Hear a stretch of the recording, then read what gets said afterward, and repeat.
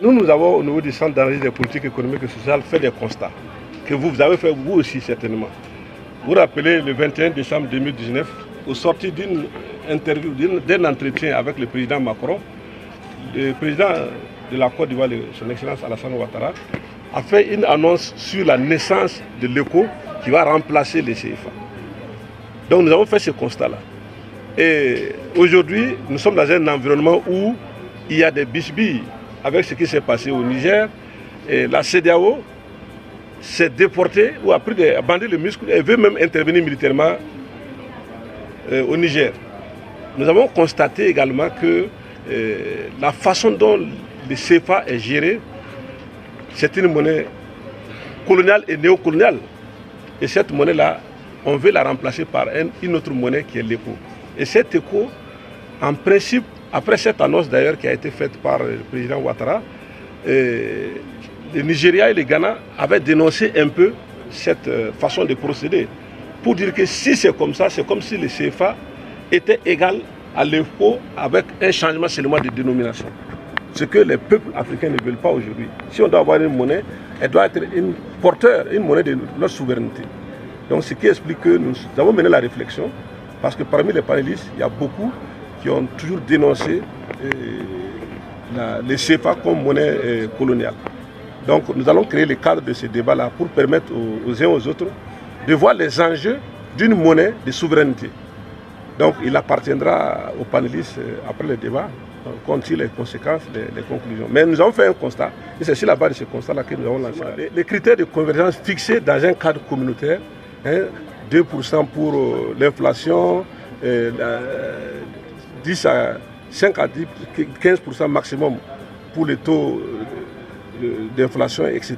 Donc les critères de convergence ont été fixés dans un cadre communautaire. Mais aujourd'hui, ce cadre communautaire-là est désaxé. Parce qu'avec la crise sécuritaire, des pays sont obligés d'acheter des armes pour se défendre. Et pour acheter des armes pour se défendre, il faut investir beaucoup. Du coup, les critères de convergence ne peuvent plus être classiquement ceux qui ont été prévus dans le cadre de l'UEMOA et de la CEDEAO.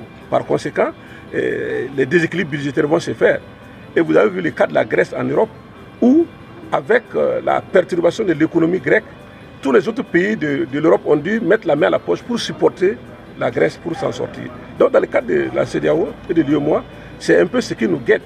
S'il n'y a pas cet élan communautaire, naturellement, on va aller vers un clash parce que nous avons comme priorité la survie de notre pays. Donc nous allons nous battre pour que la reconquête du territoire soit totale. Par conséquent, les critères de convergence qui sont arrêtés par la CEDEAO, on va les attendre d'abord qu'on puisse régler nos questions existentielles avant d'en arriver à ces critères de convergence. Donc économiquement, en tout cas de façon macroéconomique, on ne peut pas respecter ces critères de convergence du fait donc de cette pression sécuritaire qui a bouleversé un peu nos réalités sur tous les plans. Créer une monnaie suppose donc respecter un certain nombre de préalables. Donc aujourd'hui, on n'est pas bien placé, en tout cas pour aller dans ce sens-là. Donc c'est un constat et les analystes vont nous édifier dans ce sens-là. En tout cas, nous, on mène la réflexion. En tout cas, tout l'espoir que dans ce contexte-là, on ne peut pas aller à la création de l'ECO en 2027. Parce que pendant que nous, on se bat pour survivre, la CEDEAO n'est pas venue en termes de solidarité vers nos pays. Aujourd'hui, ils sont prêts à aller au Niger, alors que nos pays luttent contre le terrorisme depuis plus de 10 ans. La CEDEAO n'a pas venu. Ces troupes qui ont été mobilisées pour le Niger auraient pu venir pour nous aider, pour aider les 3 pays à faire face au terrorisme, par exemple. Donc, nous allons mener la réflexion, en tout cas, et on espère que les panélistes vont nous aider. En crise, Burkina, Niger, Mali, dans une certaine mesure la Guinée, sont en train de réfléchir pour voir est-ce qu'on va continuer avec la CEDEAO, avec l'UEMOA, dans cette façon de faire-là.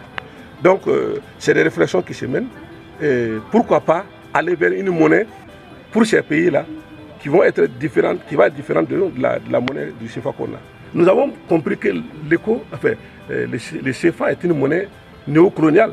Si on veut sortir de ce néocolonialisme-là, il faut qu'on se batte pour avoir notre propre monnaie à nous. Donc si ça passe par là, on va se battre pour aller. C'est toujours douloureux, c'est pas un fleuve tranquille, mais on pense qu'il faut aller vers là. Au niveau de...